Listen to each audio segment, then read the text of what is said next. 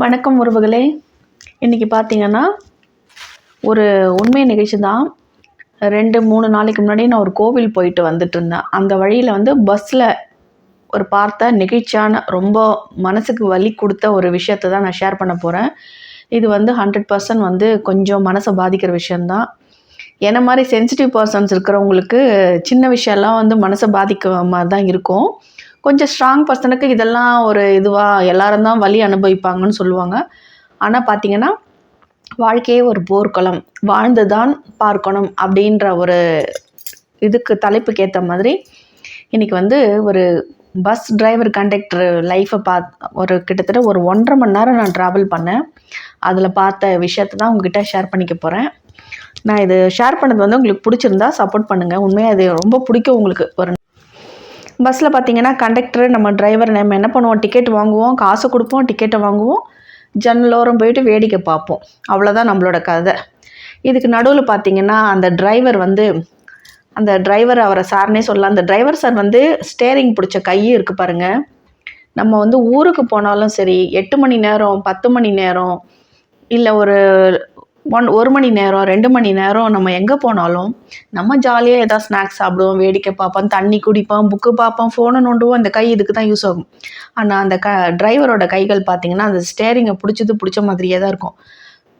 அந்த ஸ்டேரிங்கை அப்படியே சுற்றிக்கிட்டே இருப்பாங்க. அப்புறம் அந்த இது என்னது கீர் போடுவாங்க.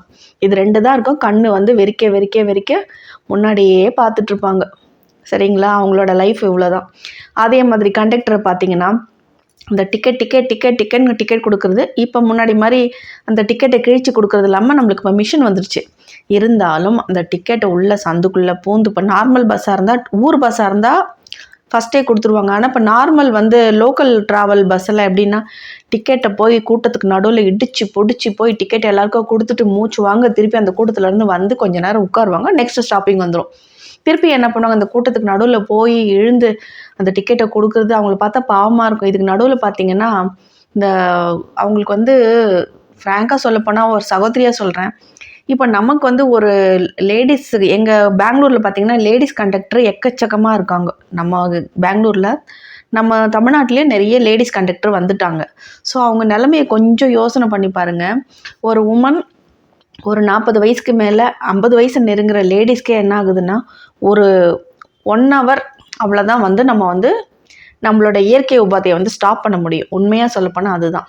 அதுவும் குளிர்காலத்தில் இருக்கிற ஊர்லலாம் இந்த மாதிரி இருந்தாக்கா நம்மளுக்கு 100% ஒரு 1 ஹவருக்கு ஒரு வாட்டியாச்சும் நம்ம பாத்ரூம் போகணும். நம்மளுக்கு அந்த மாதிரி ஒரு இயற்கையாகவே தோணும். அந்த மாதிரி இருக்கிறப்போ அந்த ladies conductor, gents conductor okay, ஒன்றும் பிரச்சனை இல்லை, அப்படியே எங்கேயாவது ஸ்டாப் பண்ணிவிட்டு, அது கூட லோக்கல் பஸ்லலாம் அங்கங்கே ஸ்டாப் பண்ணி ரோட்லலாம் போக முடியாது. உண்மையாக அதுவும் கஷ்டம் தான், அவங்களுக்கும் கஷ்டம் தான் பாவம். இருந்தாலும் ஒரு விஷயத்தில் ஜென்ஸை கம்பேர் பண்ணால் லேடிஸ் கண்டக்டர் நானே யோசனை பண்ணுவேன். இவங்க பாவம் அர்ஜென்ட்டாக நம்மளுக்கு பாத்ரூம் வருது, என்ன பண்ணுவாங்க, தண்ணி கூட குடிக்க மாட்டாங்க போல இருக்குங்க. தண்ணி குடித்தாதான் அந்த யூரின்ன்றது வரும்ன்ட்டு தண்ணி குடிக்காமல் கூட கண்ட்ரோல் பண்ணிப்பாங்களான்னு தெரியல. பாவம் அவங்க ஒரு நாள் ஃபுல்லாக அந்த பஸ்ஸில் தான் ட்ராவல் பண்ணுறாங்க, கொள்கிறாங்க. என்ன பண்ணுவாங்கன்னு சொல்லிட்டு நான் ரொம்ப ஒரு மாதிரி ஃபீல் பண்ணியிருக்கேன். அதே மாதிரி பாருங்களேன், ஊருக்கெல்லாம் நம்ம போயிட்டு வரப்போ நம்ம நினைக்கிறோம் இவங்களுக்கு கமிஷன் இருக்குது, அதனால தான் அந்த ஹோட்டலில் நிறுத்துகிறாங்க. கமிஷன் இருக்கட்டும், ஆனால் அந்த 10 நிமிஷம் அந்த 10 நிமிஷத்தில் போய் அடித்து பிடிச்சி ஒரு சாப்பாடு கடகடன்னு சாப்பிட்டுட்டு 10 நிமிஷம் தான் நிற்கும், சீக்கிரம் வந்துருங்கன்னு சொல்லுவாங்க. அதே மாதிரி லோக்கலில் பார்த்தீங்கன்னா, லோக்கல் பஸ்ஸில் பார்த்தீங்கன்னா எங்கேயாவது ஒரு இடத்துல டக்குன்னு சிக்னல் இப்போ 65-70 இருக்குதுனாக்கா டக்குன்னு கண்டக்டர் இறங்கி போயிட்டு ஒரு இடத்துல போய் தண்ணி பிடிச்சிட்டு வருவாங்க. நான் நிறைய இடத்துல பார்த்துருக்கேன். கடகடன்னு 2 பாட்டில், அந்த பாட்டில் பார்த்தீங்கன்னா சொல்லக்கூடாதுன்னு பார்க்குறேன், ரொம்ப அழுக்காக பெரிய பெரிய பாட்டில், அந்த நம்ம வாட்டர் கேன் வாங்குவோம் அழுக்காக தான் இருக்கும். அவங்களுக்கு ஒரு வழியில் அதில் போய் தண்ணி பிடிச்சிட்டு அந்த தண்ணியை குடிச்சிட்டு கண்டக்டர் டிரைவரை பேசிக்கிட்டு அப்படியே காலத்தை ஓட்டுவாங்க. அதை நினச்சா ரொம்ப மனசு ஃபீலாக இருந்துச்சு. என்கிட்ட ஒரு பழக்கம் இருக்குது, அது நான் மிகைப்படுத்தி சொல்ல நினைக்காதீங்க. நான் எப்போ போனாலும் ஏதாவது ஸ்நாக்ஸ் வீட்டுக்கு வாங்கிட்டு வரோம் பார்த்தீங்களா, அப்போ நான் என்ன பண்ணுவேன்னா, இப்போ லாங் எங்கேயோ கோவிலுக்கு போகிறேன்னா ஸ்நாக்ஸ் இருந்துச்சுன்னா லாஸ்ட்டு இறங்குற டைமில் பஸ்ஸு கொஞ்சம் காலியாக இருந்துச்சுன்னா நான் முன்னாடியே சொல்லிவிடுவேன், இந்த ஸ்டாப் வந்தால் சொல்லுங்கன்ட்டு. அதே மாதிரி அவங்க சொல்லுவாங்க. அப்போ என்ன பண்ணுவேன், கொய்யாப்பழம், சப்போட்டா பழம், இல்லை சாக்லேட்ஸ், அதெல்லாம் நான் சாக்லேட் எப்பவுமே எடுத்துகிட்டு போவேன். ஏன்னா எனக்கு லோ பிபி இருக்குல்ல, கொஞ்சம் எடுத்துகிட்டு போக மாட்டார், 10 எடுத்துகிட்டு போவேன். சரிங்களா? அந்த மாதிரி இருக்கிறப்ப நான் இறங்குற டைமில் என்ன பண்ணுவேன், அந்த சாக்லேட் எடுத்து அவங்கள்கிட்ட கொடுத்துருவேன். ஆனால் எடுத்துக்கோங்கன்னு கன்னடத்தில் சொல்லிவிட்டு சாப்பிட்டுக்கோங்க 2 பேரும்ன்ட்டு. ஸோ அது தப்பு கிடையாதுங்க.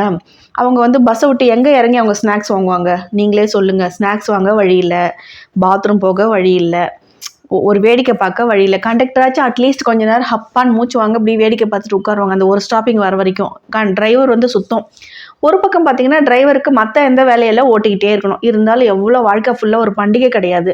நம்மெல்லாம் ஊருக்கு போகிறோம் பண்டிகைன்னு சொல்லி நம்மெல்லாம் லீவ் போட்டு ஒரு ஊர்லேருந்து இன்னொரு ஊருக்கு நம்ம போவோம். ஆனால் கண்டக்டர் டிரைவரை பொறுத்த வரைக்கும் அந்த பண்டிகை நாளில் கூட பாருங்களேன், எல்லாம் மூட்டை முடிச்செல்லாம் எடுத்துகிட்டு நம்ம ஊருக்கு கிளம்புறப்ப அவங்க பார்த்தீங்கன்னா பஸ் ஓட்டிக்கிட்டே இருப்பாங்க. அது பார்க்குறப்ப நமக்கும் மனசு கவலையாக இருக்கும். ஏன்னா அவங்களுக்கும் குழந்தை குட்டி இருக்குது, ஒய்ஃப் இருக்காங்க, ஹஸ்பண்ட் இருக்காங்க, குடும்பம் இருக்குது, எல்லாமே இருக்குது. குடும்பத்தை பார்க்கணுன்னு அவங்களுக்கு ஆசையாக இருக்கும்.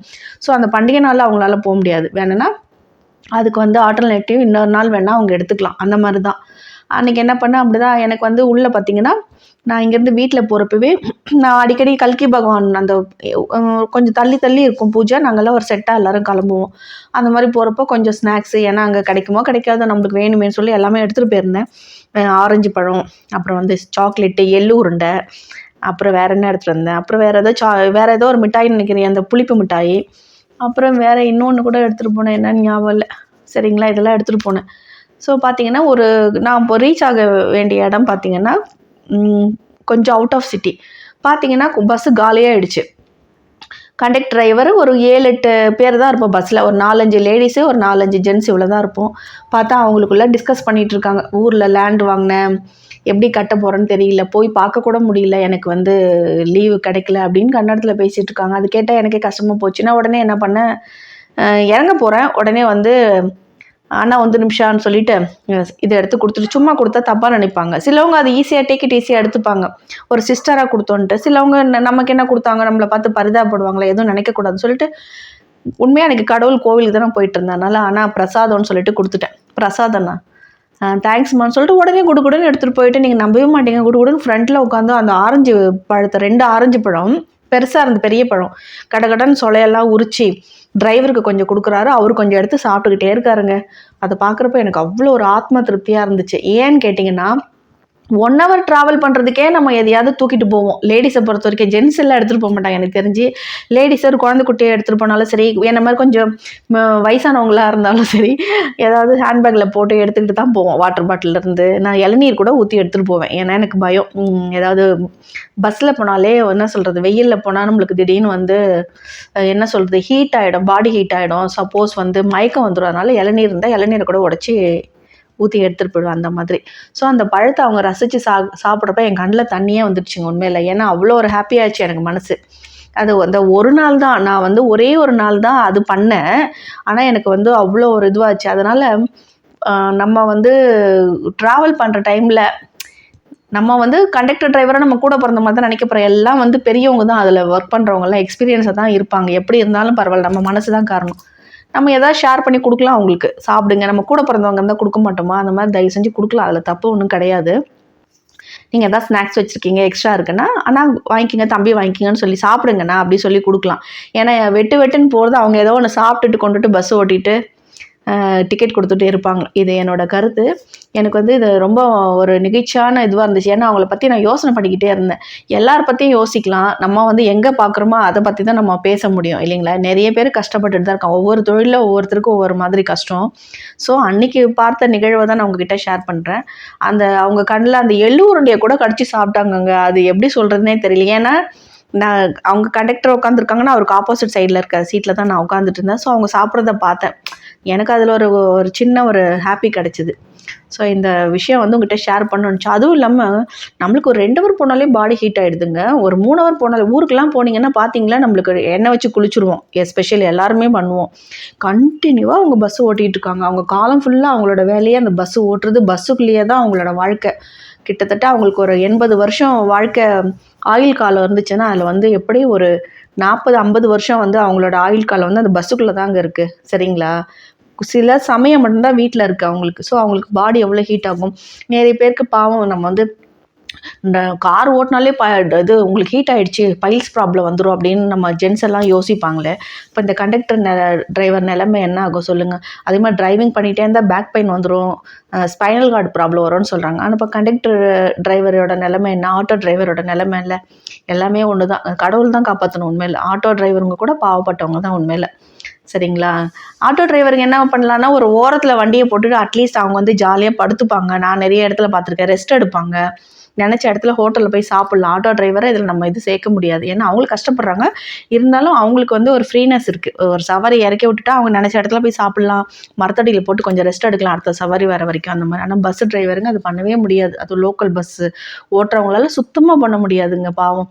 அதனால் வந்து கண்டக்டர் வந்து எரிஞ்சு விழுறாரு, கோவமா பேசுறாரு அப்படின்னு நம்ம நினைப்போமே தவிர, அவங்களுக்குள்ள வந்து சில வலிகள் இருக்கு. அத மறைச்சுக்கிட்டு தான் அந்த டிக்கெட்டையும் குடுக்குறாங்க. அந்த பஸ்ஸையும் ஓட்டுறாங்க. கை வலிக்க வலிக்க ஓட்டுவாங்க. சரிங்களா? கை வலிக்க வலிக்க டிக்கெட் குடுப்பாங்க. மனசுல இருக்க பாரத்தெல்லாம் வந்து நம்ம வேடிக்கை பார்ப்போம். ஆனா, அவங்க மனசுக்குள்ள எவ்வளோ பாரம்லாம் இருக்கும். ஏதோ அவசரத்துல எடுத்து தின்னுட்டு போவாங்க. அது ஒரு மாரி கஷ்டமா இருக்கு. இதுதான் இன்னைக்கு உங்ககிட்ட ஷேர் பண்ணணும்னு நெனச்சிருந்தேன். இந்த பதிவு வந்து உண்மையில மனச நெகிழ வைக்குதா? இருக்கா? இல்லையான்னு சொல்லுங்க. இல்ல எனக்கு தான் அப்படி பார்த்ததுல அப்படி இருக்கான்னு எனக்கு தெரியல.